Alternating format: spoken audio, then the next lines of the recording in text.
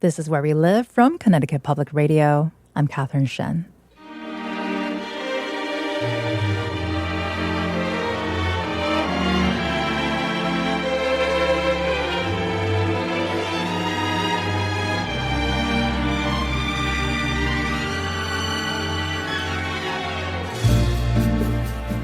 On September 12, 1962, President John F. Kennedy announced that the United States would land a man on the moon within the decade.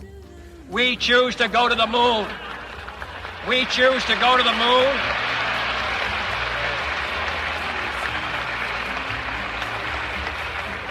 We choose to go to the moon in this decade and do the other things, not because they are easy, but because they are hard. 7 years later, Neil Armstrong and Buzz Aldrin planted the American flag on the lunar surface. Now NASA and space agencies across the globe are planning on going back. So what is it about the moon that continues to capture humanity's heart and imagination? Joining us now is Mary Jane Rubenstein. She's the Dean of Social Sciences at Wesleyan University and the author of Astrotopia, The Dangerous Religion of Corporate Space Race.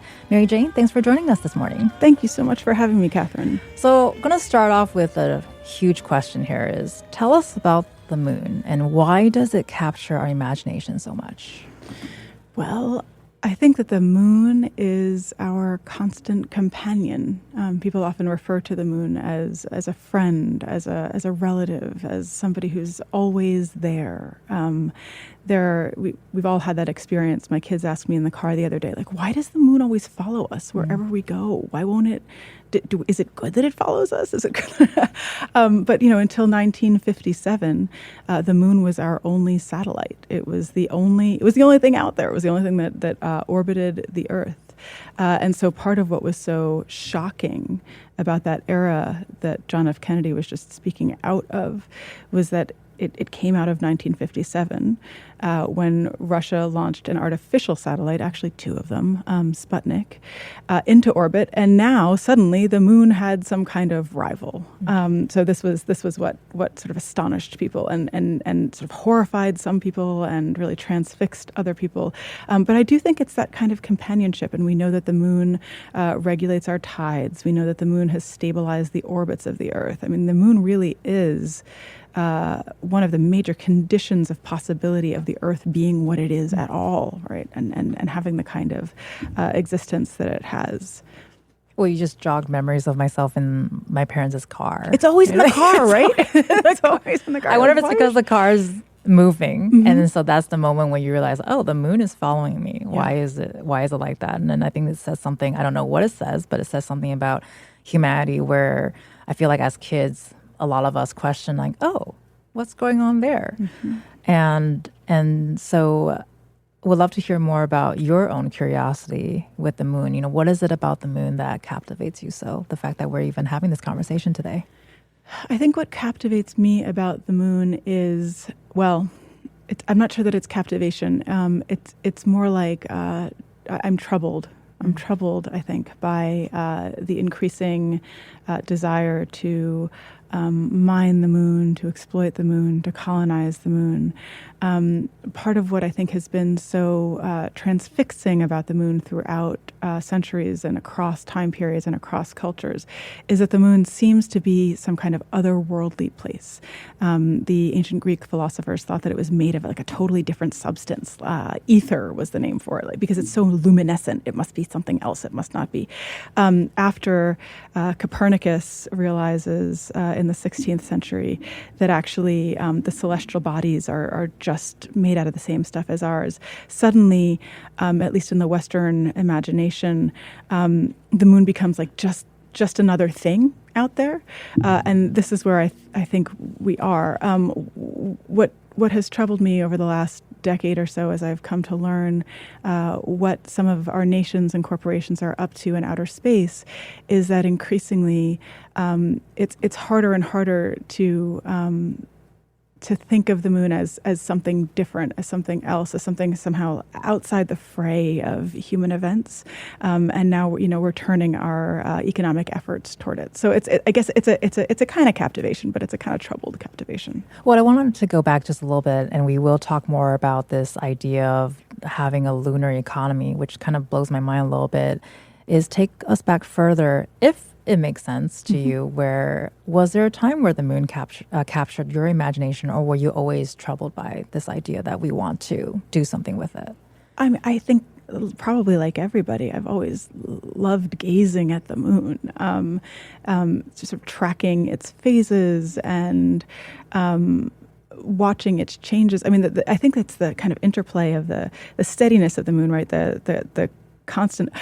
There's that moment in Romeo and Juliet where Juliet says to Romeo, like, don't swear by the moon, the inconstant moon. And every time I hear that, I think the moon's not inconstant. The moon's always there.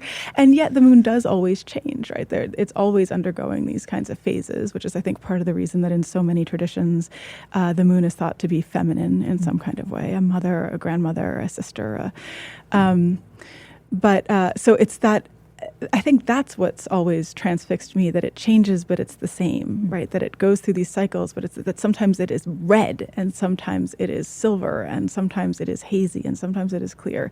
And sometimes it's, apparently when I was 3, I asked my mom why there was a half an aspirin in the sky. And she was like, honey, that's not an aspirin. And also, what's wrong with me? Why haven't I taught you about the moon? I love that you use aspirin. Aspirin. Yeah.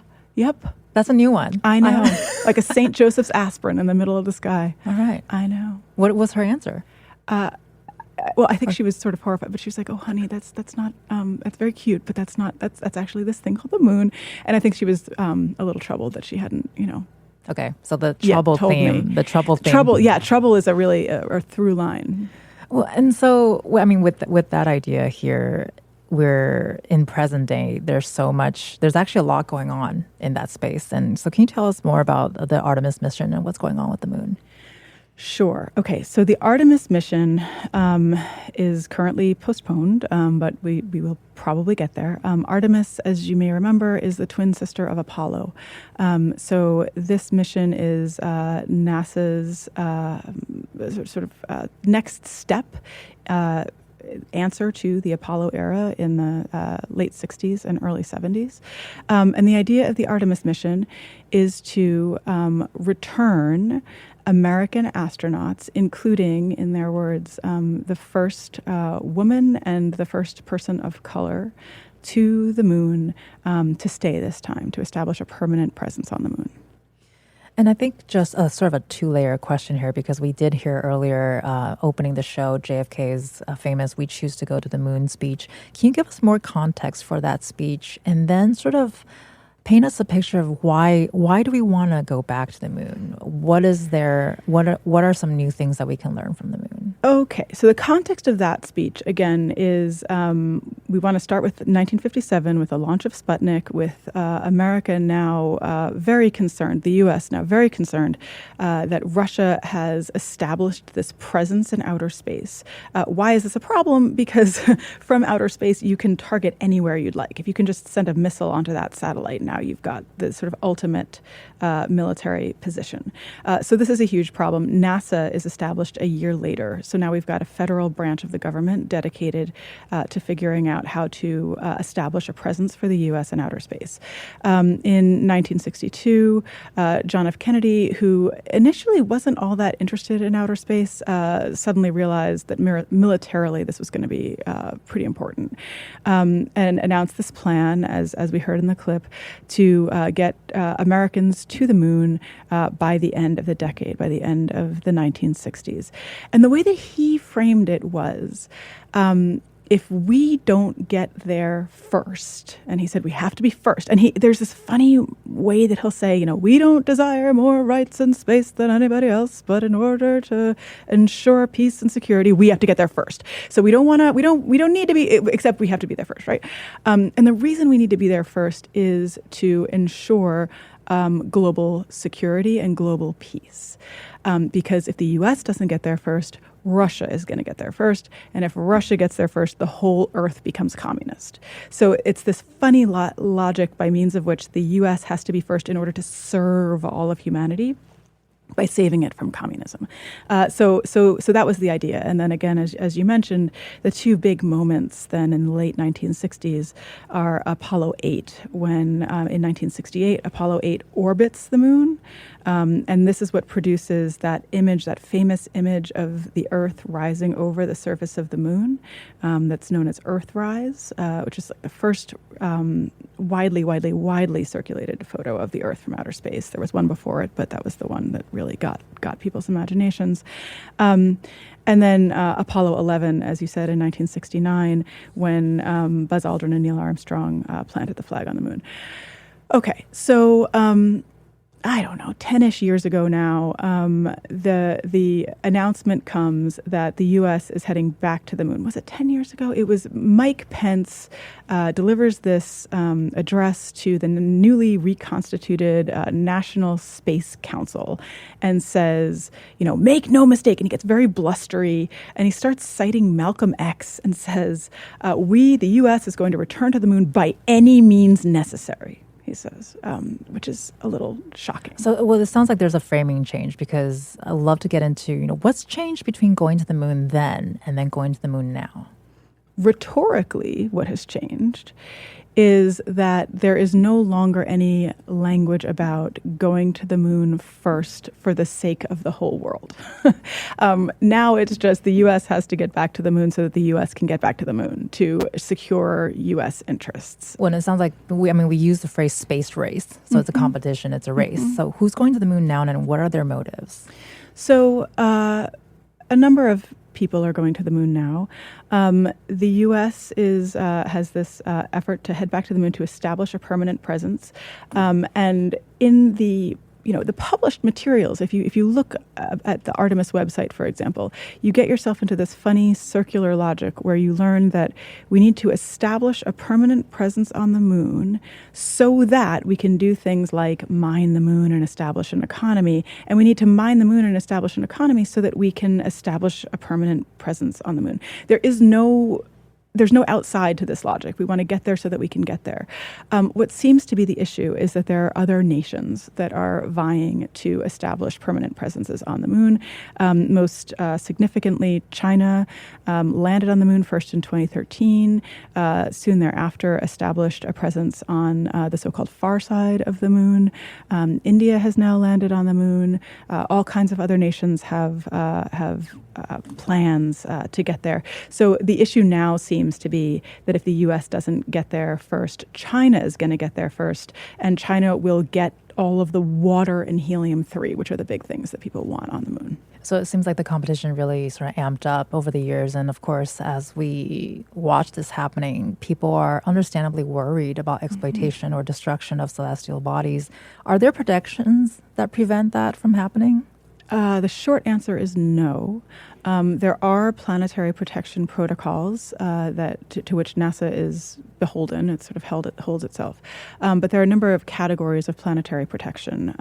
And a planetary body that is most likely to harbor what we understand as life deserves and receives planetary protection. The moon is not understood to have any kind of life at all in this paradigm, so it receives no protection.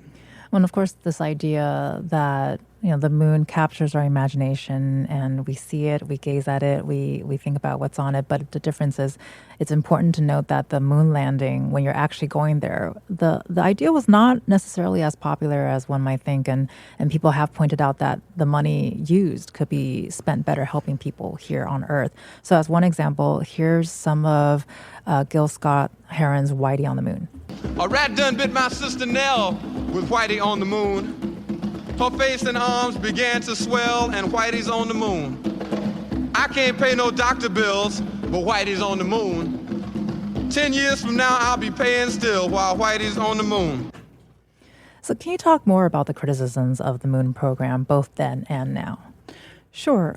Criticisms of the moon program then are really best encapsulated by Gil Scott-Heron there. for the amount of money that it took to send human beings onto the moon, which is very different from sending a rover or something like that, to set up those life support systems, to get human beings onto the moon. We could have secured clean drinking water in Detroit. We could have built middle schools. We could have done all sorts of other things. So this is understood to be the narcissistic adventures of very rich white folks who've run out of colonial space on Earth and are now heading to the moon to do it there instead. That was the idea then. Now the criticism, the criticisms are varied. One line of thinking is like, why didn't we do it already? Why do we need to do it again? Why are we? There was one headline, I think, in the New York Times that said, Mike Pence boldly sending man back to where man has gone before. Right? Like, what are we up to? Why would we do this? Another criticism, of course, is that there seems to be a danger of militarizing outer space this time, especially if the big concern is some kind of rivalry with China. And space war doesn't seem to be what a lot of people are hoping for. And of course, again, there's the economic argument. Why would we spend money on this rather than something else? Usually responses to that entail things like, look, come on, stuff we do in outer space does end up making our lives better. Don't you have a cell phone in your pocket? All that is space science. Don't you use GPS? All of that is space science, don't you? Right. But it's certainly not clear that in order to secure global positioning, weather systems and things like that, right? Earth systems science that allows us to know better when hurricanes are coming at us. It's not clear that in order to do that, we need, human beings, a human presence on planetary bodies. Well, this is all things that we're going to be exploring throughout the hour today. But before we go to break, I do want to touch on this a little bit more, just because you mentioned, I think there's a list of practicalities that can come out from space exploration, like GPS, as you mentioned, but the concern of exploitation or space wars between different nations wanting to be the first. But I feel like going back to perhaps the root of all of this in some ways, as we talked about as children, you're riding in your parents' car or you're in your backyard, you gaze up at the sky and there's the moon and you're curious what that thing is. Do you think that sense of curiosity is still there? For whom? For those who want to go to the moon or who wants to have some sort of involvement with either traveling to the moon or just being a part of the program. I was talking to an engineer just last year. He's an astrophysicist and an engineer, and we were on a bus in Arizona, and we were watching the moon follow us, or we were following the moon, and we looked up, and he said, I just can't wait until we're actually up there, and we're living there, and we're working there, and we're mining there, and we're setting up little cities on the moon. I'll be able to look at the moon and think, my God, we're out there too. And he was and I looked at him and thought, like, I kind of wish I could feel that way.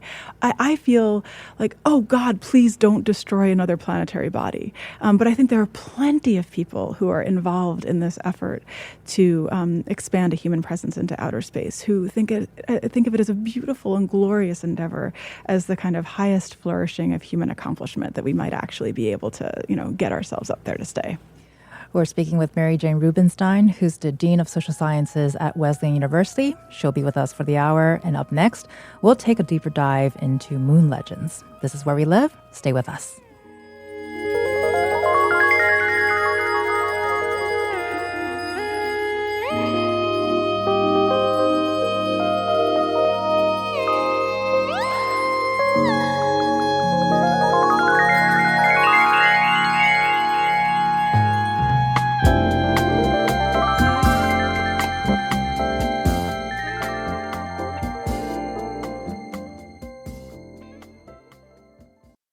This is Where We Live from Connecticut Public Radio. I'm Catherine Shen.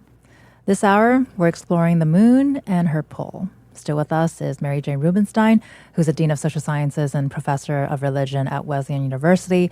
And we're also joined now by Wanyanatsu Lam Kason, who's the author of the children's book, Grandmother Moon, and a citizen of the Scatico Tribal Nation. Wanyanatsu, welcome back to Where We Live. Thank you for having me back. So you were listening to what Mary Jane and I have been talking about earlier. Would love to get your thoughts of anything that jumped out to you, anything that struck. It was really interesting to hear that connection to the childhood moon experiences and the car specifically, because that's where my children's book starts, is in the car with my grandmother and wondering why the moon is following us, and which then led to a teaching. So it was fun to make that connection. Well, it's funny that you mentioned that, because I was imagining my own self in the car, but having read your book multiple times, I was picturing that as well. So can you tell us more about why you decided to write a story and call it Grandmother Moon? Sure. So Grandmother Moon is a relative for us. She is the grandmother of us all. And so my grandmother would pick me up every Friday evening and take me from the city and take me to the reservation to spend the weekend with her. And one night, the moon, was huge and large in the sky, and I still remember feeling like the cold of the window as I was pressing my face against and just watching the moon follow us.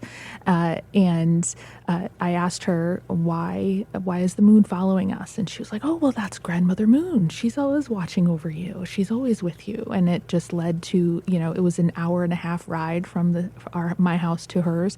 And it just led to this whole teaching and conversation with her. And so this was just a way for me to honor her and honor Grandmother Moon and the teachings, and ensure that they continue on to the next generation. Well, I think we just had a live example of 3 different people sitting on this table that had asked the question why as children, and your why led to your grandmother telling stories, and now you're telling stories. So I wonder, we ended the last segment talking about, is there still a sense of curiosity going to the moon without sort of thinking about the economics of it? What are your thoughts about that? I think there's still that romanticization of outer space and out of the moon. I don't know that the narrative... I guess I should say that it does seem like the narrative has shifted more towards that economic goal. But I do think, even in speaking with children nowadays, there is still that wonder of outer space and what's out there and what is, and that looking for that explanation of what are these celestial beings that are out there. And I think really that's where, Mary Jane mentioned earlier Greek mythology and why all of these cultures look at and how these legends have developed in all of these cultures over time is because they're looking up at these beings and are looking for an explanation. And that's where a lot of our stories are coming from. Has your relationship with the moon changed as a kid versus as an adult? Or what was it like for you as a kid, I guess? As a kid, because of my relationship with my grandmother and my grandmother telling me, oh, well, that's our grandmother, I just continue to look at the moon as relative, as kin, and almost have a sense of protection of her because she is my relative and she is a caretaker who has watched over me and my ancestors and my future generations, for multiple years.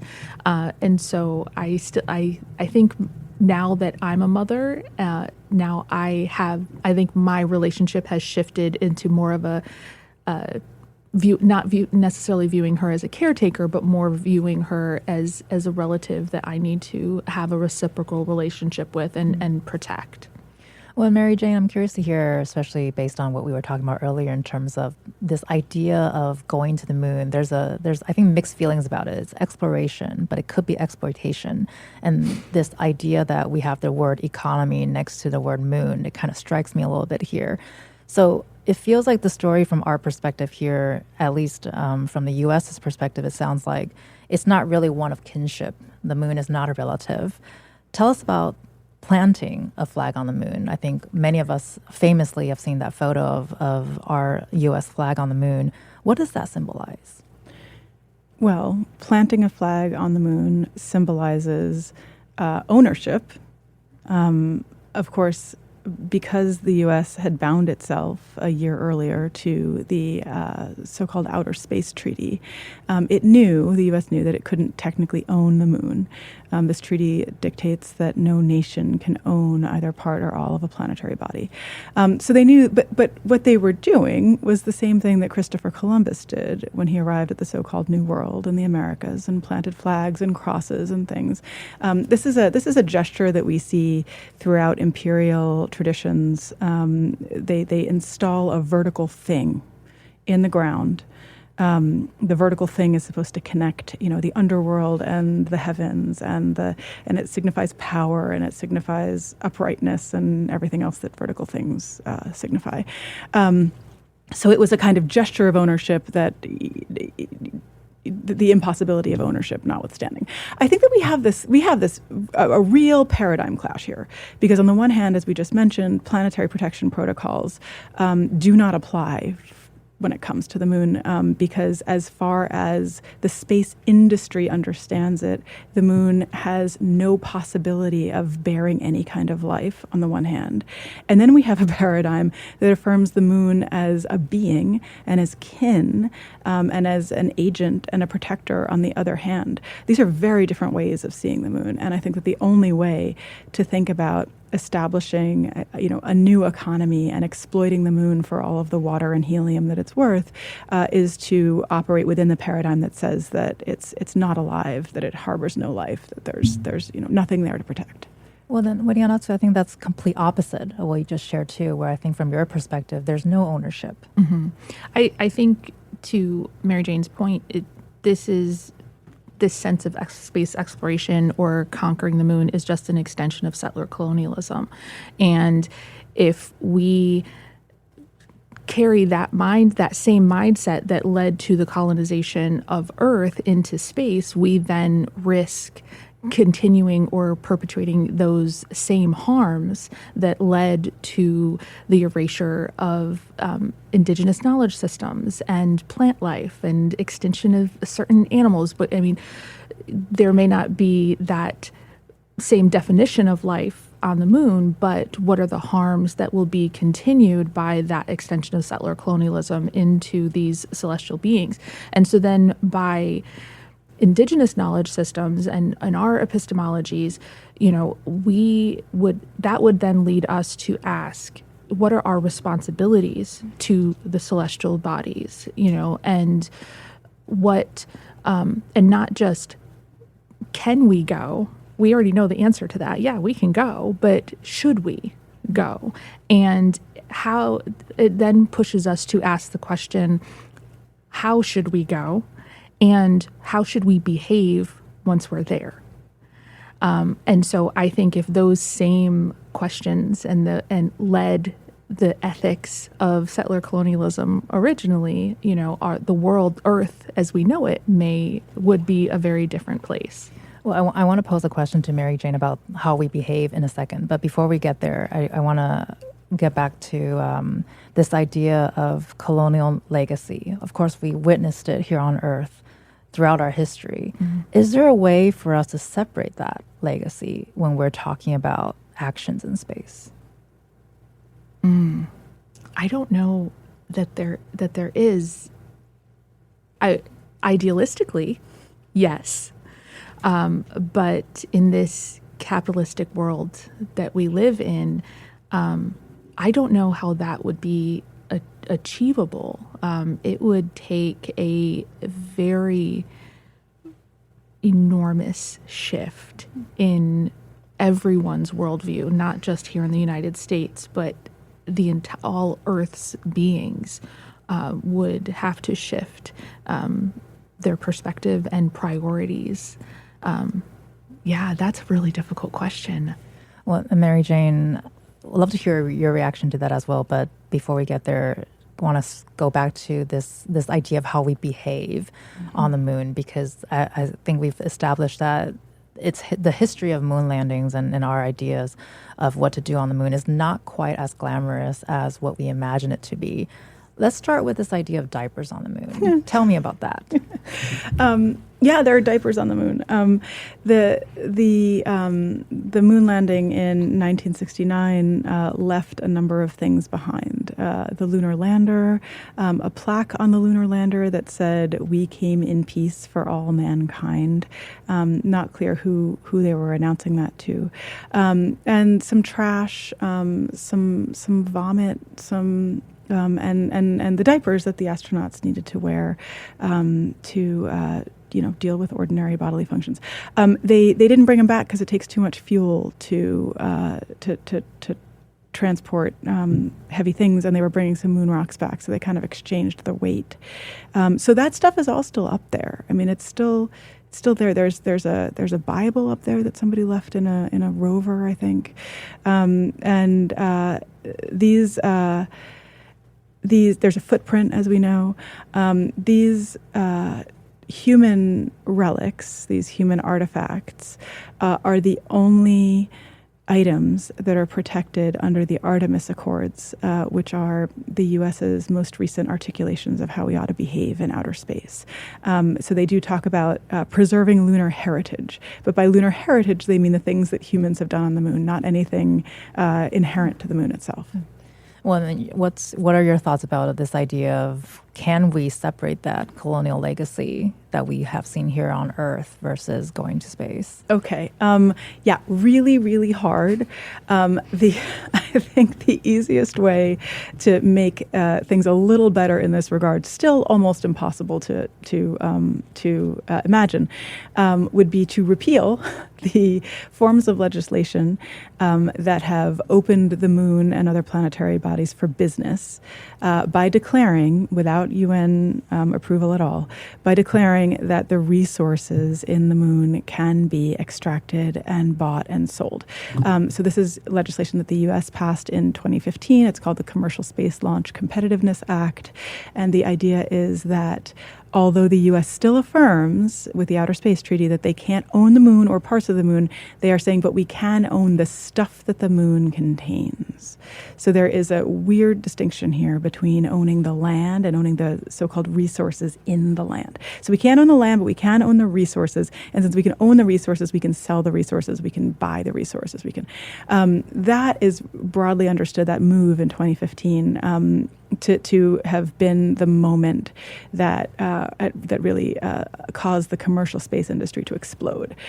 Colonialism doesn't really get off its feet if it's just a nation state saying, like, let's take some more stuff. The nation states need the cooperation of business. And so if it were not the case that we could own, sell, and buy planetary resources, then this would certainly quiet down the corporate and commercial and colonial effort in outer space. Well, and based on what you just said, I have images of going on a hike, and there's always signs: "Do not leave your trash." Don't take the stuff. Mm-hmm. Don't leave your stuff, and don't take the stuff, and don't leave your stuff. Well, it sounds like we need another vertical sign on the moon which says "Don't leave trash." Well, and Winnie, now I see you shaking your head and nodding your head at the same time. What was your reaction when you realized that people are leaving stuff behind on the moon? It was shocking. Like when I did not know about the diapers on the moon, and thinking again that mindset of grandmother moon, and this is our relative, and this is our caretaker and a teacher, and she is a timekeeper, and all of these things, and to sully her by leaving a diaper is so disrespectful. And so that was really shocking for me to learn. And also learning about the mining goals and that sense of extraction and coercion of and manipulation of facts of, like, well, we can't necessarily own the land, but we can take stuff from that, and just that Western science academic view of, I'm going to take it because I can. Was really, a little jarring for me to process. Well, and this next question could be a bit jarring for those who are not aware of this. I certainly was not for a little bit, but in 1999, the satellite Lunar Prospector was intentionally crashed onto the moon, carrying the remains of astronomer Eugene Shoemaker. So, Mary Jane, tell us about that and other lunar burials. Okay, so Shoemaker, the lunar lander is containing some of Shoemaker's ashes, cremated remains, and is deliberately crashed into the moon so that he can be, commemorated forever on the moon. At that point, then the sitting president, President Hale of the Navajo Nation, wrote to NASA and said, "This is a desecration. The moon is not supposed to be a burial ground. The humans don't belong up there, and certainly human remains don't belong up there. This is absolutely ridiculous. You relied on us throughout the 1960s. You took our land to test your lunar landers. You made all kinds of deals with us as partners in the enterprise of getting Apollo off the ground. The Apollo entirely relied on the Navajo Nation, on its land, on its ingeniousness, and now here you are, having done this without consultation." There was NASA responded by sending a delegation out to the Navajo Nation, and in a Navajo-led multi-day conversation, a talking circle, NASA pledged not to engage in activities that would be perceived as desecration at least without first consulting the Navajo Nation. If we fast forward to 2023, there was a mission, it was called the Peregrine 1 mission. It was set to launch in February of 2023, I believe, that was going to deposit the cremated remains of, 250 paying customers on behalf of two space burial companies called Elysium and Celestis. These are companies. So when you want to figure out what to do with your body when you're gone, you can go to a crematorium, you can go to a funeral home, you can go to Celestis or Elysium, and they can take some of your cremated remains, put them into titanium capsules, and either blast them into low Earth orbit, or, as this mission was going to do, deposit them onto the moon. So we would get like 250 or so titanium capsules containing these ashes onto the moon. Now President Boone Nygren finds out about this and writes to NASA and says, "This is absolutely absurd, and you promised us in the 90s that you wouldn't do this kind of thing again." NASA says, "Oh gosh, we respect the Navajo Nation so much, and we take your beliefs." The word belief gets used a lot, often to denigrate teachings and understandings that are non-normative within a Western and scientific paradigm. "We respect your beliefs so much, but we're so sorry there's nothing we can do." Because this mission is being run by a private space company, United Launch Alliance. The space burial companies aren't us. They're also private companies. And we're just like tagging along. We are sending some stuff up to the moon for this. So we're really sorry there's nothing we can do. Well, I'm going to be honest, I was quite surprised when I heard about it. It's not really sort of in my radar of any plans of doing this myself. Mm-hmm. And so when I was just reading about it, it just struck me that this is a potential. This is something that humans can do. And Wedianatsu, tell us about your thoughts about space burials and the fact that this is a thing that can happen, that is happening. I'm a little flabbergasted because this is the first time I'm hearing of this. Again, I'm so in my narrow view right now of in the archive where I'm studying that this wasn't within my purview, and I guess I need to collect my thoughts for a second. So yeah, it does. It's a desecration, right? And it's monetizing something that shouldn't be monetized. The moon isn't something in the distance to be studied. It is a relative that we are in relationship with. This is a relative that teaches us to live in balance. And by desecrating and turning it into a dumping ground and a cemetery for people that can afford it. I keep in my mind going back to Whitey on the Moon. I'm just like, because this is something that only people that have expendable funds can afford, and what can those funds go to that could improve the lives of those, on Earth or their descendants or, whoever. Yeah. Wow. We're speaking with Wenyanatsu Lam-Kaysen, who's the author of the children's book Grandmother of the Moon. And we were also speaking with Mary Jane Rubenstein, who is a professor of religion at Wesleyan University. They'll be staying with us. This is Where We Live. We'll be right back. This is Where We Live from Connecticut Public Radio. I'm Catherine Shin. Still with us is Wenyanatsu Lam-Kaysen, who's the author of the children's book, Grandmother Moon, and a citizen of the Schaghticoke Tribal Nation, and also Mary Jane Rubenstein, who's a professor of religion at Wesleyan University. Mary Jane, I want to start off here by talking a little bit about your book, Astrotopia. And in it, you note that the space race and expansion into the stars has always had a semi-religious pursuit. And here's an example, Apollo 8's Christmas message from lunar orbit.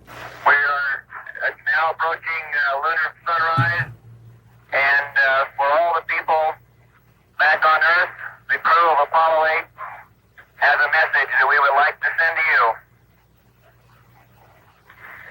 In the beginning, God created the heaven and the earth. So can you respond to what we just heard? Are there religious aspects now? So every time I hear that footage, I am shocked all over again, right? That here we are, it's 1968. We've got astronauts orbiting the moon, and they're orbiting the moon on Christmas Eve of 1968. And they have been told, when you get up there, say something significant. And they were like, what do we say? And NASA said, we don't know, just say something important. There was a bunch of people, they consulted folks, and then somebody's wife was like, why don't you start from the beginning? So they said, all right, we're going to start from the beginning. And the beginning, as they understood it, is the first chapter of Genesis, which is the opening book of the Hebrew Bible. And they went on, they took turns, they read the whole thing. They read the whole first chapter of Genesis. In the beginning, God created the heavens and the earth was formless and void. Right. Why did they do this? Is this the question? Why would they do something like this? So just as imperial nations tend to install vertical things in the ground when they claim new territory, they also tend to tell their creation story again. The great scholar of religion, Mircea Eliade, explained this as a kind of imitation of the gods, that just as the gods created the earth, humans are repeating this act of creation by creating a new, looking at a formless void and creating it anew. So that's one way of understanding what they were doing. Another way of understanding what they were doing is that when Yuri Gagarin, a couple of years earlier, the Russian cosmonaut, had orbited the Earth from his spaceship, he came back down and he was like, I don't know, man, I didn't see any God up there. Like, I didn't see any angels. I didn't see God. I didn't see anybody. I think it's just us. And then the Soviets used this in all kinds of propaganda posters and newspaper articles to say that the reason the Soviets were beating the Americans was because of their atheism, because they were able to see more clearly and have purer science because of their atheism. So this could be seen as a kind of secularized Christian response to Soviet atheism. Oh, you think that we can't get up there with our God? Our God can absolutely get. In fact, we can get higher than you can. And so we could see it this way. We could also see it as just a kind of continuation of the kind of language that tends to attend human efforts in outer space. No matter how scientific you make it, there's always this kind of patina of religious language that I think on the one hand justifies perhaps less savory endeavors by making it sort of stir the heart. And on the other hand, gives language to that awe and curiosity you were talking about, right? Even in the West, the planetary bodies are named after gods. Even in the West, the missions are named after gods. Even in, Mike Pence, we're going to get justifications from the Psalms of sending human beings out into outer space. So religion does a lot of work for outer space. Well, and Wenyanatsu, especially building on this idea, well, language plays such a big role here in terms of either fostering understanding or providing education about celestial bodies and space. What's the role of language and storytelling to help us understand the ethical relationships with the moon from your perspective? In our stories and our hold so much knowledge, and they're not just myths or legends. These are knowledge systems that hold scientific knowledge, ecological knowledge, agricultural knowledge, a story, knowledge of the cosmos, and it teach us that all things are connected. Like I said earlier, that the moon is a teacher who reminds us to live in balance, and I ask my students when I tell them about our creation story and Turtle Island and why we call this continent Turtle Island, how do you think Native people, thousands of years ago understood that this continent was shaped like a turtle without any kind of modern technology, without satellites, how do you think they knew these things? And so it's important that our stories continue. So because when we lose these stories and when we lose the language, we don't just lose culture, right? We lose entire ways of understanding our relationship with the world and with the cosmos and with all beings. So it's important that those things are continued to be used and understood so that different perspectives can be carried into those Western, views of knowledge. Well, I'm glad you mentioned this idea of knowledge and also science. And I think there tends to be a dismissiveness when it comes to, storytelling is not science, but there is a lot of science and knowledge contained within these storytellings. Do you think there are efforts are there efforts that are trying to better incorporate indigenous knowledge systems with Western scientific knowledge? I do. I think that in recent times, there has been a shift within academia, within that hierarchy of knowledge that, the academy has established. So I do think that there is now, and I do want to do a caveat, a side note of that we also need to make sure that we're not continuing to be extractive of those indigenous knowledge systems. But there is a shift in where the academy is acknowledging the value of oral traditions, of indigenous material culture, and bringing those in and acknowledging that those are valid scholarship. And Mary Jane, what's the best way for us to protect the moon? Are there any governmental protections that can be applied? Are there any governmental protections that can be applied? I think that the best way to protect the moon would be to develop some kind of community feedback mechanism whereby people who it's funny, whenever I talk about this stuff and I mention the plans there's one corporation that says, we'll turn the moon into a gas station. And I say this, and no matter who the people are, they're like, oh, they don't, and they may not acknowledge the moon as grandmother. They may not have even really thought so much about the moon, but that just feels kind of funny to them. Developing a mechanism for people not just to comment on how awesome space is, but on what we're actually up to in outer space, I think would be the key here. And Wanianatsu, some 30 seconds, any final thoughts for our listeners that you would like to leave with them? I guess just remembering or maybe considering the fact that that we view the moon as a relative, and maybe considering that a little bit. Well, appreciate both of you being with us today. You've been listening to Wanianatsu Lam Kason, who's the author of the children's book, Grandmother Moon. Wanianatsu, thank you so much again for sharing your story with us. And also with us has been Mary Jane Rubenstein. Mary Jane is a Dean of Social Sciences and Professor of Religion at Wesleyan University. Thank you so much, Mary Jane, for spending time with us. Thank you so much. I'm Catherine Shen. Today's show is produced by Isaac Moss. Our technical producer is Dylan Reyes. Download Where We Live anytime on your favorite podcast app. And thank you all so much for listening.